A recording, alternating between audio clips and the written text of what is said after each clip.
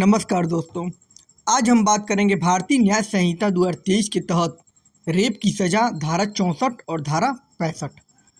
जैसा कि भारतीय न्याय संहिता 2023 ने भारतीय दंड संहिता की जगह ले ली है और यह 1 जुलाई 2024 को लागू हो गई है। इस कानून में बलात्कार के अपराध पर विशेष प्रावधान शामिल है, खासकर धारा 63, 64 और 65 के तहत।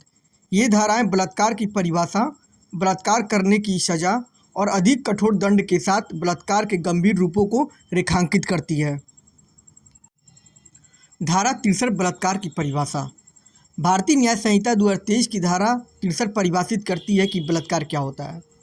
इस धारा के अनुसार एक पुरुष बलात्कार करता है यदि वह किसी महिला की योनि, मुंह, मूत्र मार्ग या गुदा में किसी भी हद तक अपना लिंग प्रवेश कराता है या उसे अपने या किसी अन्य व्यक्ति के साथ ऐसा करने के लिए मजबूर करता है, या किसी भी हद तक किसी भी वस्तु या शरीर के किसी हिस्से को लिंग को छोड़कर किसी महिला की योनि, मूत्र मार्ग या गुदा में डालता है या उसे अपने साथ या किसी अन्य व्यक्ति के साथ ऐसा करने के लिए कहता है, तो वह बलात्कार की श्रेणी में आता है।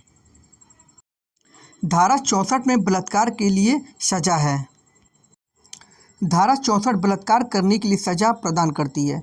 इसमें कहा गया है कि उपधारा 2 में दिए गए मामलों को छोड़कर बलात्कार करने वाले किसी भी व्यक्ति को कम से कम 10 साल की कठोर कारावास की सज़ा दी जाएगी, जिसे आजीवन कारावास तक बढ़ाया जा सकता है और जुर्माना भी देना होगा। धारा 65 नाबालिगों के साथ बलात्कार के लिए सज़ा। धारा 65 विशेष रूप से नाबालिगों के साथ बलात्कार से संबंधित है। इसमें कहा गया है कि जो कोई भी 16 वर्ष से कम उम्र की महिला के साथ बलात्कार करता है उसे 20 साल से कम अवधि के लिए सश्रम कारावास से दंडित किया जाएगा, जिसे आजीवन कारावास, व्यक्ति के शेष प्राकृतिक जीवन के लिए कारावास तक बढ़ाया जा सकता है और जुर्माना भी देना होगा।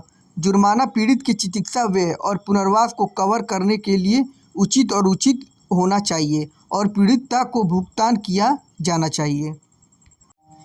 या जो कोई भी 12 वर्ष से कम आयु की महिला के साथ बलात्कार करता है उसे कम से कम 20 वर्ष की कठोर कारावास की सज़ा दी जाएगी, जिसे आजीवन कारावास, व्यक्ति के शेष प्राकृतिक जीवन के लिए कारावास तक बढ़ाया जा सकता है और इसमें मृत्युदंड भी शामिल हो सकता है। जुर्माना न्याय संगत और उचित होना चाहिए ताकि पीड़ित के चिकित्सा व्यय और पुनर्वास को कवर किया जा सके और पीड़ित को भुगतान किया जा सके। ऐसे ही लीगल जानकारी के लिए हमारा चैनल जरूर सब्सक्राइब करें। धन्यवाद।